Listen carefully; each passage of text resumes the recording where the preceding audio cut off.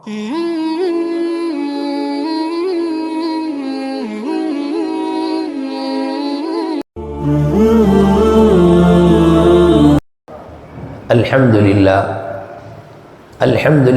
வகஃபா வஸ்ஸலாத்து வஸ்ஸலாமு அலா மன் லா நபிய்ய பஅதஹு அம்மா பஅத். قال الله تعالى في كلامه القديم أعوذ بالله من الشيطان الرجيم بسم الله الرحمن الرحيم الذي خلق الموت والحياة ليبلوكم أيكم أحسن عملا آمنا بالله صدق الله مولانا العظيم. கண்ணியத்திற்கும் மிகுந்த மரியாதைக்கும் மரித்தான மேலான பெரியோர்களே, பாசத்திற்குரிய சகோதரர்களே, கண்மணி நாயகம் ஸல்லல்லாஹு அலைஹி வஸல்லம் அவர்களின் கண்ணியமான உம்மத்துமார்களே, அல்லாஹு தஆலா இந்த உலக வாழ்க்கையையும் இதை அடுத்து வர இருக்கின்ற மரணத்தையும், ஹயாத்தையும் மரணத்தையும், வாழ்வையும் நம்முடைய வாழ்வின் முடிவையும் அல்லாஹ் படைத்திருப்பது எதற்காக என்று குர்ஆனில் சொல்லும்போது லியபுலுவக்கும் ஐயுக்கும் அஹ்ஸனு அமலா, உங்களில் யார் மிக அழகான அமலுக்கு உரியவர், நல்ல காரியங்களை செய்தவர் என்பதை சோதிப்பதற்காக. இப்போ ரப்புக்கு எல்லாமே தெரியும். யார் எப்பொழுது எங்கே எப்படி இருப்போம் என்றெல்லாம் முழு விவரமும் அல்லாஹுக்கு தெரிந்திருந்தாலும் கூட அல்லாஹ் நம்மை துன்யாவுக்கு அனுப்பி நம்மில் யார் நல்லவராக வாழுகிறோம், யார் தீயவராக வாழுகிறோம் என்பதை அல்லாஹ் ரப்புல் ஆலமீன் சோதிக்கிறான். அப்படின்னா என்ன தெரியுது? துன்யாவில் அல்லாஹு தாலா சில நியதிகளை வைத்திருக்கிறான். இன்னென்ன இப்படி இப்படி நடக்கும், இது உயரும், அதை அடுத்து அது தாழ்வை நோக்கி வரும். உலகத்தில் எந்த வஸ்து மேலே உயர்ந்தாலும் அது கீழே வரத்தான் செய்யும். ஒவ்வொரு நாளும் விமானங்கள் அது மேலே ஏறுகிறது, டேக் ஆஃப் ஆகுகிறது. ஆனாலும் கொஞ்ச நேரத்தில் தன்னுடைய ஊரை சென்று அடைகிற போது அது பூமியை நோக்கி இறங்குகிறது. இது யதார்த்தமான உதாரணம். இதை வச்சு நாம் புரிந்து கொள்கிறோம், துன்யாவில் இன்னல்லாஹ லா யர்ஃபஉ ஷைஅன் இல்லா யலஉஹு, அல்லாஹ் ஒரு வஸ்துவை உயர்த்தினால் அதை கீழே கொண்டு வருவான். யதார்த்தமாக மனித வாழ்க்கையில் பாருங்கள், இளமை வாலிபம் என்பது ஒரு சக்தி வாய்ந்த பருவம். அதை அடுத்து அல்லாஹ் அப்படியே அவனை என்ன செய்கிறான்? பலகீனத்தை நோக்கி அழைத்து செல்கிறான். அதை அடுத்த நிலைமை அவனுக்கு அதுதான். இப்படி பார்க்கும்போது உலகத்தில் எல்லா வஸ்துக்களும் அதற்கான ஒரு நிலைப்பாடு என்னவென்றால் உயரும், அதை அடுத்து அப்படியே கீழே போகும். வியாபாரம் செய்கிறோம், வியாபாரத்தில் அல்லாஹு தாலா சில நாட்கள் மிக அதிகமான லாபங்களை கொடுத்து நம்மை மகிழ்ச்சி படுத்துகிறான். பிறகு அதிலே வியாபாரத்திலே ஒரு பலகீனத்தை கொடுத்து வியாபாரம் நடக்காத ஒரு சூழலை ஏற்படுத்தி நம்மை சோதிக்கிறான். இந்த ரெண்டுமே அல்லாஹுடைய ஒரு நியதி தான். இது ரசூலுல்லாஹி ஸல்லல்லாஹு அலைஹி வஸல்லம் வாழ்க்கையிலும் நடந்திருக்கிறது. நபியவர்களிடத்தில் ஒரு ஒட்டகம் இருந்துச்சான். அந்த ஒட்டகத்திற்கு பேர் அல்பா அப்படின்னு. அதாவது ரசூல் ஸல்லல்லாஹு அலைஹி வஸல்லம் வாழ்க்கையில் அவங்க பயன்படுத்தின ஒட்டகத்துக்கு பெயர் என்ன உட்பட ஹதீஸில் வருது. அதாவது ரொம்ப டீட்டெயிலாக நபி ஸல்லல்லாஹு அலைஹி வஸல்லம் வாழ்க்கை எல்லோராலும் பார்க்கப்பட்டுள்ளது. ஒட்டகத்தின் பெயர் துசம்மா அல் அல்பா, அதற்கு அல்பா என்று பெயர் சொல்லப்படும். நம்மகிட்ட ஒரு கார் இருக்குதுன்னா அந்த காருடைய பெயர் நமக்கே சமயத்தில் தெரியாது, என்ன காருன்னு தெரியாது, ஏதோ ஒரு காரை ஓட்டிட்டு போவோம். ஆனால் ரசூலுல்லாஹி ஸல்லல்லாஹு அலைஹி வஸல்லம் வாலு, அவர்கள் பயன்படுத்திய வாகனம், இதனுடைய பெயர் உட்பட சஹாபாக்களுக்கு ஞாபகம். ஹைர், அது நமக்கு இப்போ விஷயம் இல்லை. அந்த அல்பா என்கிற ஒட்டகம் இருக்குது, பெண் ஒட்டகை. அதில் அடிக்கடி ஓட்டப்பந்தயம் வைப்பார்கள் நபி ஸல்லல்லாஹு அலைஹி வஸல்லம். எந்த ஒட்டகமும் அதை மிஞ்ச முடியாது, அப்படி இருந்துட்டு இருந்துச்சு. சஹாபாக்களுக்கு மகிழ்ச்சி. ஜனங்கள் எல்லாம் தங்களுடைய ஒட்டகத்தில் நாயகம் ஸல்லல்லாஹு அலைஹி வஸல்லம் போட்டி போடுவார்கள். நபியினுடைய அந்த ஒட்டகம்தான் அது வெற்றி கொள்ளும், இவர்களுடைய ஒட்டகம் என்பது பின்தங்கிவிடும். இது ரொம்ப நாளாக இப்படி இருந்துட்டு இருந்துச்சு. சஹாபாக்களுக்கு ஒரு மட்டற்ற மகிழ்ச்சி.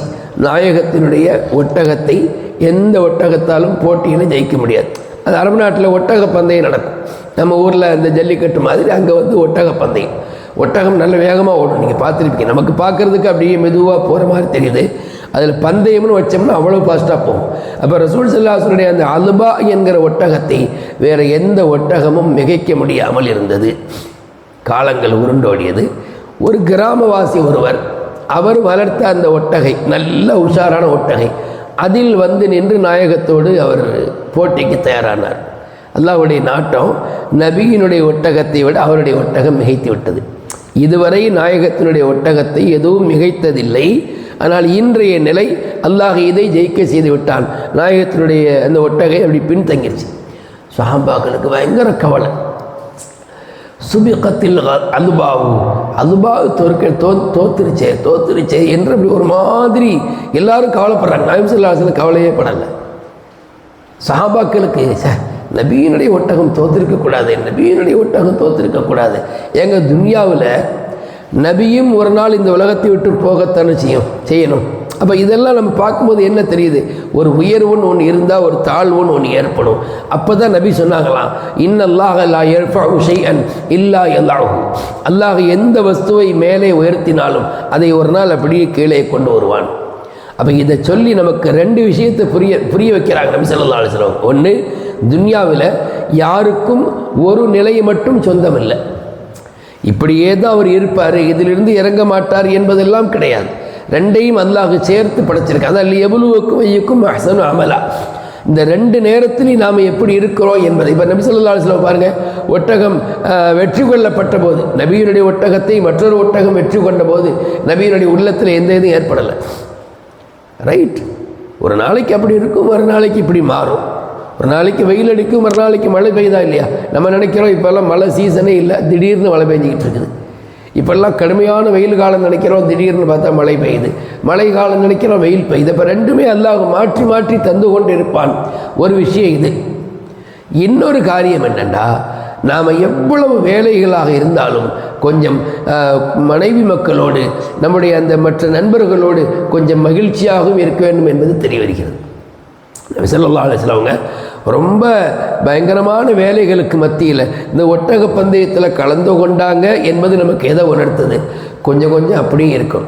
நேற்று நம்ம படித்தோமா இல்லையா, இப்னு மாஜாவில் ஹன்லலா என்கிற அந்த நபித்தோழன் அவர் ஒரு நாள் நபியினுடைய சபையிலிருந்து வீட்டுக்கு வந்து யோசிக்கிறாராம்.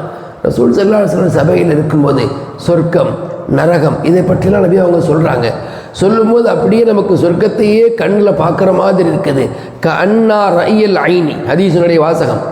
கஅன்னா ரஅயல் ஐனி, கண்கூட பார்க்குற மாதிரி இருக்குது. அது மாதிரி நரகத்தை பற்றி சொல்கிறாங்க நாயகம் ஸல்லல்லாஹு அலைஹி வஸல்லம் அவங்க. அப்படியே நரகத்தையே நம்ம பார்க்குற மாதிரி இருக்குது.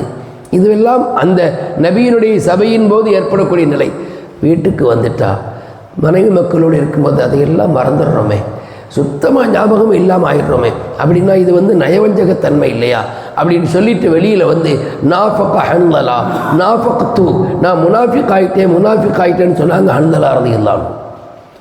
அபூபக்கர் ரலியல்லாஹு அன்ஹு பார்த்து, என்னப்பா இவ்வளோ பெரிய வார்த்தையை சொல்கிறேன், ஒரு முஃமின் எப்படி முனாஃபிக் ஆக முடியும்? இல்லை அபூபக்கரே, நபியினுடைய சபையில் இருக்கும்போது எவ்வளவு சீரியஸாக இருக்கிறோம், எவ்வளவு முனைப்போடு இருக்கிறோம், ஒரு கவலையோடு இருக்கிறோம். வெளியில் வந்து மனைவி மக்களோடு சேர்ந்தவுடனே அம்புட்டையும் மறந்துடுறோமே, மகிழ்ச்சியாக சந்தோஷமாக இருக்கிறோமே. இது ரெண்டு நிலை இல்லையா? இது ஒரு முஃமின் ரெண்டு நிலையில் வாழக்கூடாது, ஒரே நிலையில் தானே வாழணும். பள்ளிக்குள்ளும் அந்த வாழ்க்கை, பள்ளிக்கு வெளியிலும் அந்த வாழ்க்கை தானே வாழணும். ஆனால் இது வேறு மாதிரி இருக்குது. அதனால் நான் நினைக்கிறேன் நம்ம முனாஃபிக் ஆகிட்டோன்னு நினைக்கிறேன். வாங்க ரசூலுல்லாஹ்ட்ட போய் கேட்போம் அப்படின்னு ரெண்டு பேருமே நாயகம் ஸல்லல்லாஹு அலைஹி வஸல்லம் வந்தாங்க. அப்போ நபி சொன்னாங்க, ஹன்லலா என்ன இப்படி யோசிக்கிறீங்க? நீங்கள் அந்த மாதிரி இருந்தீங்கன்னு சொன்னால், எந்த மாதிரி?